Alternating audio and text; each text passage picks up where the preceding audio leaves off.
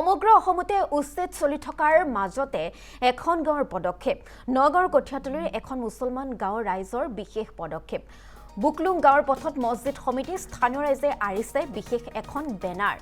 গাঁওখনত বেনাৰ আৰি প্ৰৱেশ নিষিদ্ধ কৰিছে উচ্ছেদিত লোকসকলৰ উচ্ছেদ অভিযানৰ কোনো ব্যক্তি প্ৰৱেশ কৰিলে ব্যৱস্থা ল'ব প্ৰশাসনে উচ্ছেদ চলি থকাৰ সময়তে একাংশ উচ্ছেদিত লোকে আশ্ৰয় লৈছে বিভিন্ন অঞ্চলত বিশেষকৈ নগাঁৱৰ বিভিন্ন অঞ্চললৈ এতিয়া ঢাপলি মেলিছে একাংশ উচ্ছেদিতই গোলাঘাটৰ উৰিয়ামঘাটত যিখিনি লোক উচ্ছেদ কৰা হৈছিল যিখিনি লোকক উচ্ছেদ কৰা হৈছিল আৰু সেইসমূহ লোক ঢাপলি মেলা পৰিলক্ষিত হৈছিল কিছুদিন পূৰ্বে নগাঁৱৰ বিভিন্ন প্ৰান্তলৈ আৰু তাৰ পাছতে এই গাঁওখনৰ লোকসকলে বিশেষ পদক্ষেপ হাতত লোৱা পৰিলক্ষিত হৈছে গাঁওখনত এখন বিশেষ বেনাৰ আৰি দিয়া হৈছে উচ্ছেদ অভিযানৰ কোনো ব্যক্তি আহি যাতে এই গাঁওখনত প্ৰৱেশ নকৰে এনেধৰণৰ এখন বিশেষ বেনাৰ আৰি দিয়া হৈছে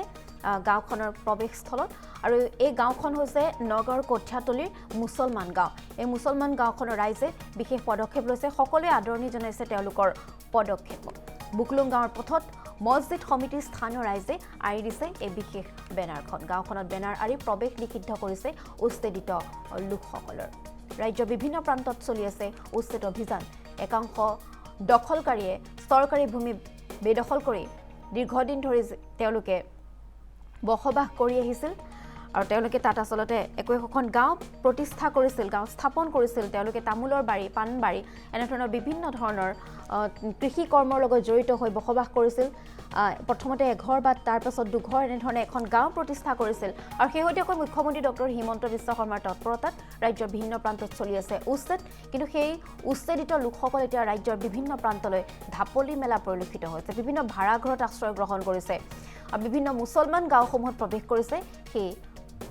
উচ্ছেদিত লোকসকলে তাৰ মাজতে নগাঁৱৰ এই বিশেষ মুছলমান গাঁওখনৰ বিশেষ পদক্ষেপ গাঁওখনৰ প্ৰৱেশ পথত আৰি দিছে তেওঁলোকে এখন বিশেষ বেনাৰ আৰু সেই বেনাৰখনত লিখা আছে যে উচ্ছেদ অভিযানৰ মাজতে কোনো ধৰণৰ উচ্ছেদিত যাতে এই গাঁওখনত প্ৰৱেশ নকৰে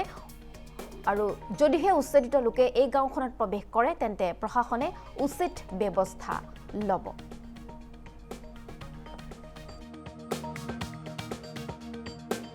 বিভিন্ন জায়গাত উচ্ছেদ হৈ আছে কিন্তু বিভিন্ন জায়গাত উচ্ছেদ হোৱাটো আমি বেয়া পোৱা নাই কাৰণ যিবিলাক বেদখল কৰিছে চৰকাৰে বিচ্ছেদ কৰিছে আমি ভালেই পাইছোঁ উচ্ছেদ কৰিছে গতিকে আমি শুনিছোঁ যে কামপুৰ এলেকাত এই উচ্ছেদ কৰা মানুহবিলাক ক'ৰবাত গাঁৱত সোমাইছে গতিকে আমাৰ ৰাইজৰ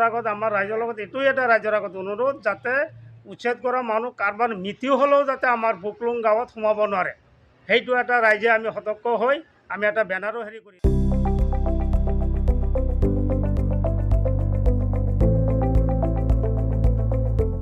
NB নিউজ সহজ সৰল ভাষাত নৱভাৰতৰ কথা